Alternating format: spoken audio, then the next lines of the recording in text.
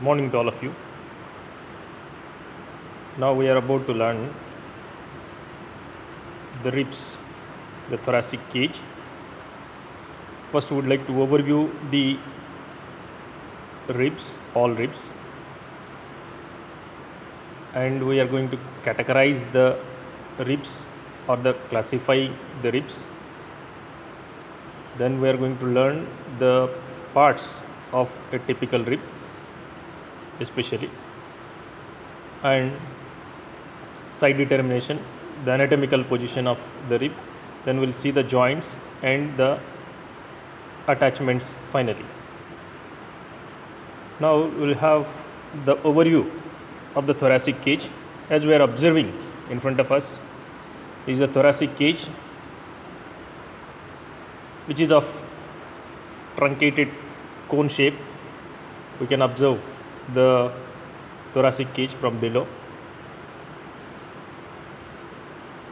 Below it is wider and above it is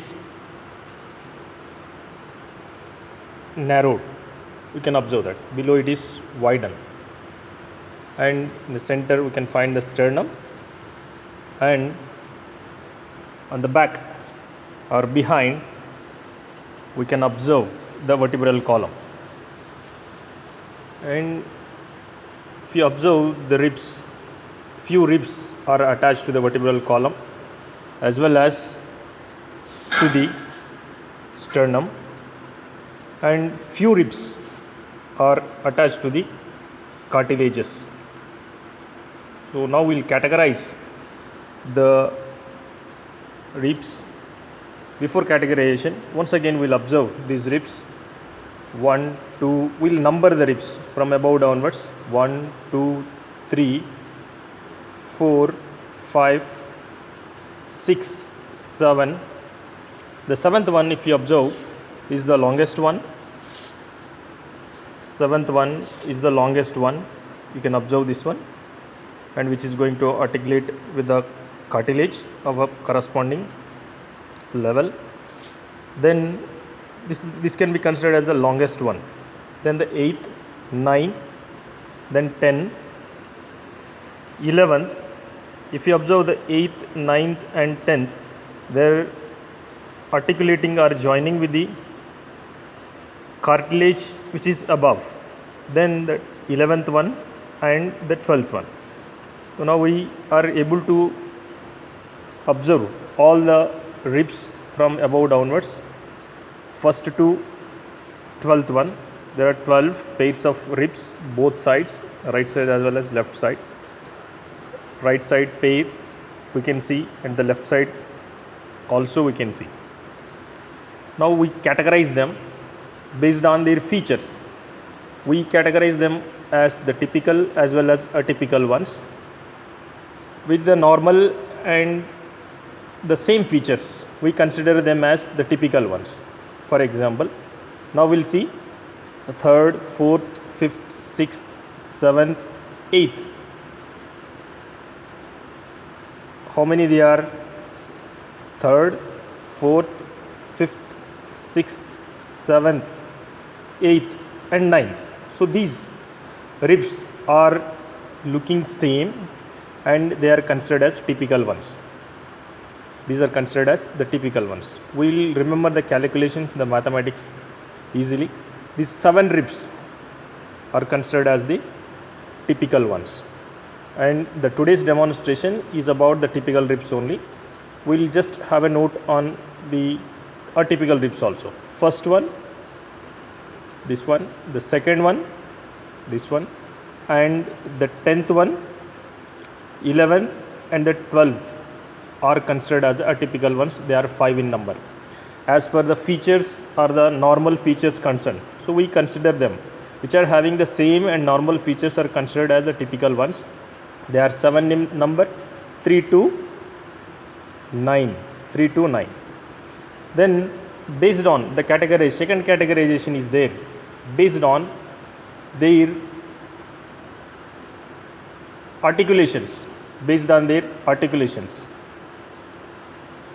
they are considered as, if they are attached to the sternum, we call them as vertebrosternal ribs. 1 to 7 ribs are considered as the vertebrosternal ribs, and the 8th, 9th and 10th, they are vertebrochondral. Chondral means the cartilage, vertebrochondral ribs, and the last 2 are just vertebral ribs.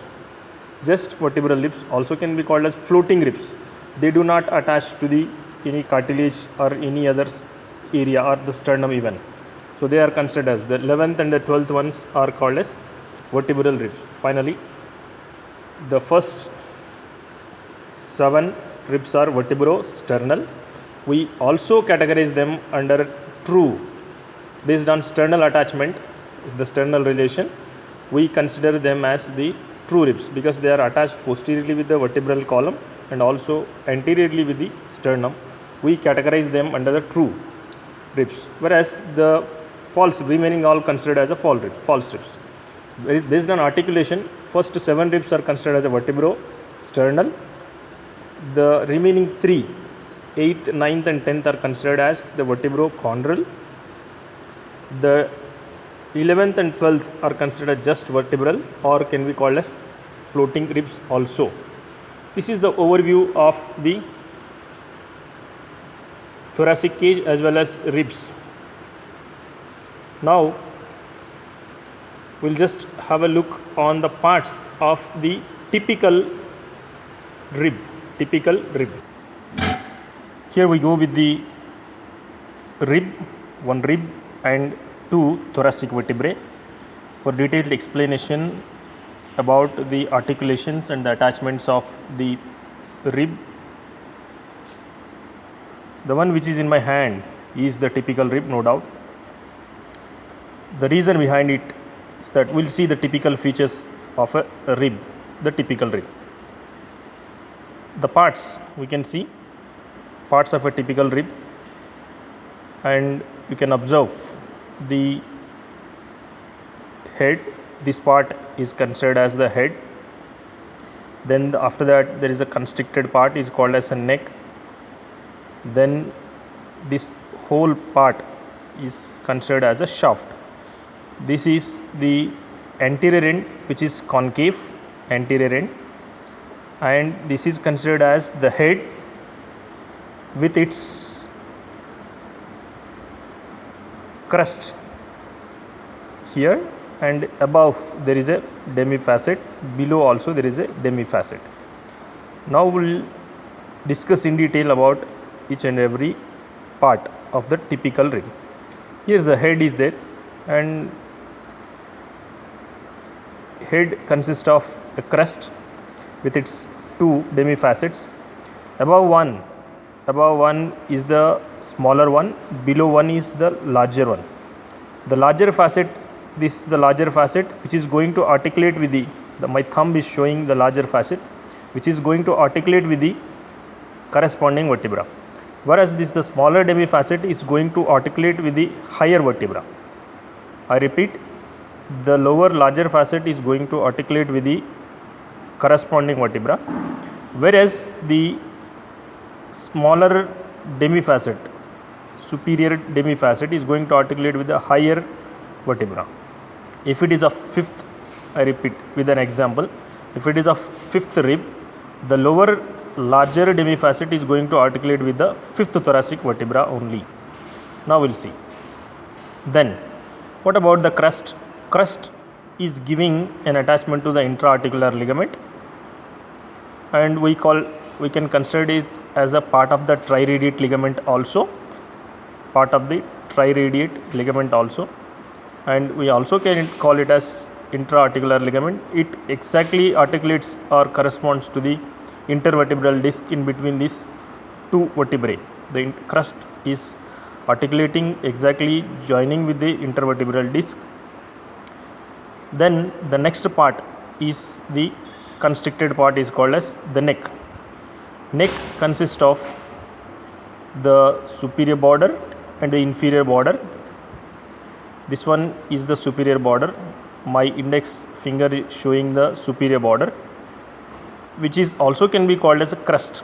Here is again this is a crest of the neck, this is the crest of the head, and this is second crest which we are observing now. The neck has its own crest which has the attachment of the superior transverse ligament. Then this one is the inferior border of the neck, and it has the posterior surface and the anterior surface as well. This one is the anterior surface, and here we can see after crossing the neck we can see the roughened part and the smooth part. There is an articular part and the non-articular part. There is a tubercle, we call it as a tubercle, the articular part and the non-articular part. This articular part is going to articulate with the transverse process. This articular part is going to articulate with the transverse process of the corresponding vertebra. Now we will see how it is going to articulate with the corresponding vertebra. This is how we can see the articulation of the lower larger facet with the corresponding vertebra, this one, and the transverse process of the corresponding vertebra is going to articulate with the articular facet or articular part of the tubercle of that corresponding rib. This is clear. The transverse process, again I will show you in another view also. The transverse process is going to articulate with the articular part of the tubercle. Then what about the non-articular part? The non-articular, here we can find the non-articular part which is articulating. After articulating with this one, the remaining area is the non-articular part which gives the attachment to the ligament, transverse ligament. Then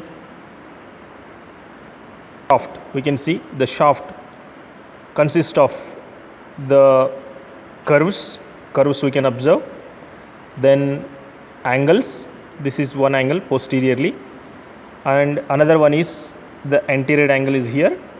With its ridges we can identify them as the angles.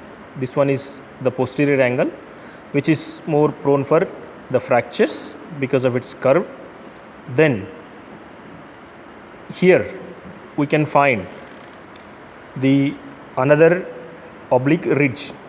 This is another curve where we can find the oblique ridge which is not prominent like the posterior one. Posterior one is more prominent. This ridge is more prominent than the anterior one. Now we'll discuss about the shaft. So shaft has a different features like the curve and the angles and the twist even. And even if you observe the shaft, because of shaft twists and the curves and the angles, the anterior end is lower in position compared to the posterior end. That means anterior end or the head is higher in position, what we have to understand. Then the shaft has the features, its features like the upper border. My thumb is showing the upper border. This is upper border. Then the lower border is sharp, whereas the upper border is blunt or rounded in nature, and it has the upper border has the outer lip and the inner lip as well, whereas the lower border is sharp in nature and it has the inner surface and the outer surface. Inner surface, this is the inner surface and this is the outer surface. Now we will observe the lower border from inside. If you observe the lower border from inside, here we can see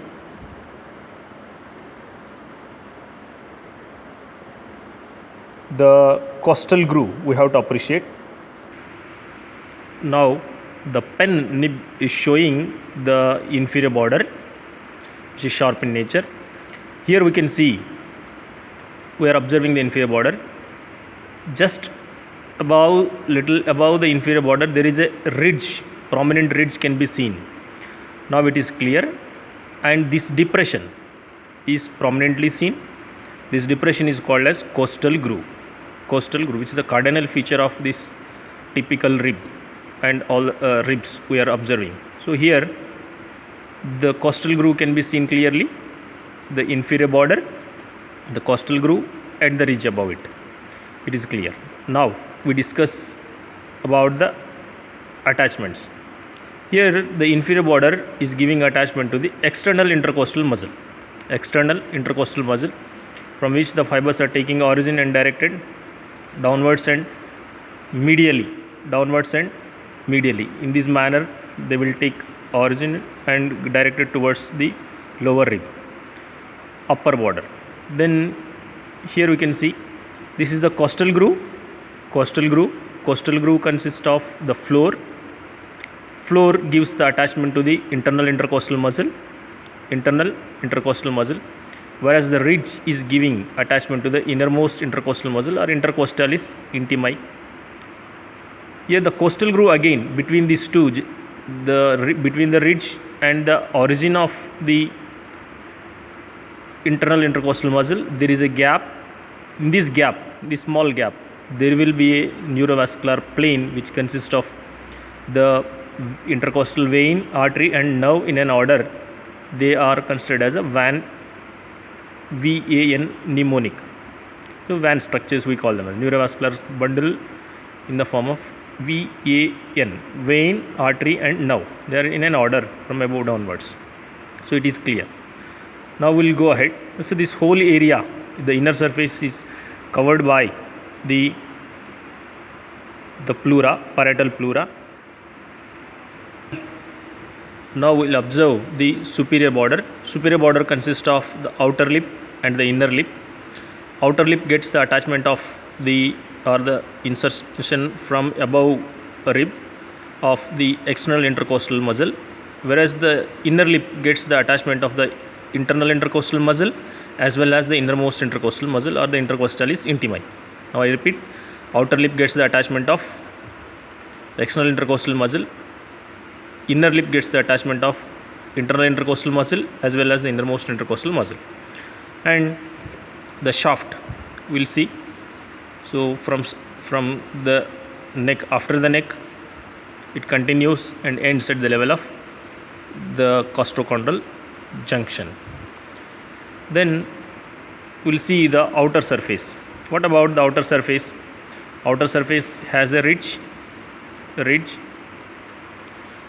and the outer surface anteriorly gets the attachment of serratus anterior muscle. This area is getting the attachment of the muscles, serratus anterior muscles, and the posteriorly we can see this area gets the attachment of the iliocostalis thoracis muscle. Then this is totally covered by the vertebral transverse process, the anterior surface of the vertebral transverse process of the corresponding vertebra. Now we will move to the anterior end. This is the concave area which is going to articulate with the cartilage of the same level. Now we determine the side determination. For side determination, for any structure, we must know at least three sides, either anterior or posterior, or the second point either superior or inferior, the third point either medial or lateral. Here we will try to remember the posterior one. Head is located on the posterior side. Posterior landmark is this one. The head is located on the posterior side. And we remember the inferior landmark. Inferiorly there is a sharp border. Shaft consists of a sharp border along with its costal groove. This is on the inferior side.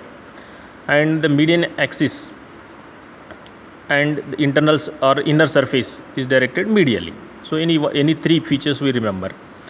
I repeat, posteriorly located the head along with its superiorly small demifacet and inferiorly the larger demifacet, and inferiorly again the shaft consists of the costal groove and the anteriorly there is an anterior end. That's it. So now we try to keep it in anatomical position, and as per the anatomical position concerned, the anterior end is lower in position and the posterior end is higher in position little bit. We'll have a side look even. So this is how we are holding it in anatomical position. I'll show you in the thoracic cage even. This is how we are holding it in anatomical position. As it belongs to left side, I am holding with the left hand, whereas this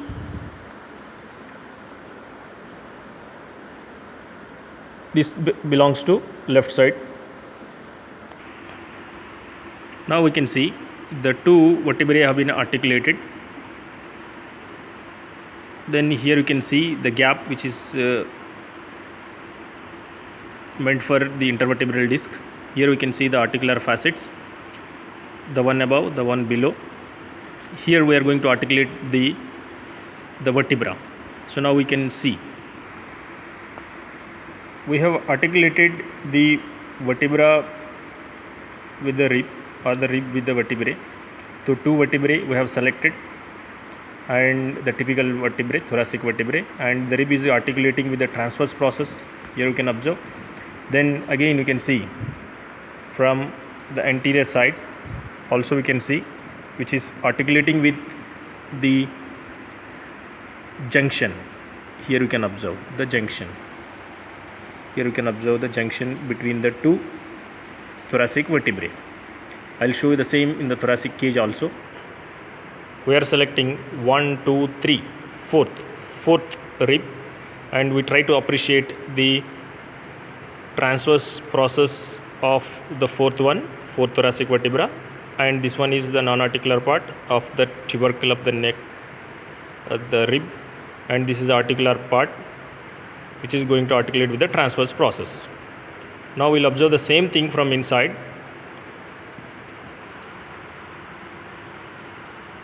Here we observe the junction between the thoracic vertebrae, and this is the crest of the rib which is going to articulate exactly at the junction between the two thoracic vertebrae, which corresponds to the intervertebral disc, and this is the larger facet and articulating with the corresponding vertebra. Then this is the smaller facet, demifacet, which is going to articulate with the higher vertebra. Now it is clear. Now we had observed the joints, and now we will observe once again the attachments. The mainly this is the inferior border and giving attachment to the external intercostal muscle, going to insert over the rib below, and this is the outer lip of the rib below. Then the inner lip, and this is the floor. This is the floor of the groove which is giving origin to the internal intercostal muscle. This is the ridge above the groove which is giving origin to the innermost intercostal muscle, and these two are going to insert over the inner lip of the rib below. Here we can observe the inner lip. So this is how the attachment. This is the area where we can see the attachments of the iliocostalis thoracic and also the thoracolumbar fascia. Thoracolumbar fascia. This is the area where we can see the neck after crossing the neck. This is the area which is corresponding to the parietal pleura as well as the endothoracic fascia, and because of this curvature both the sides of the vertebrae, there will be a paravertebral gutter.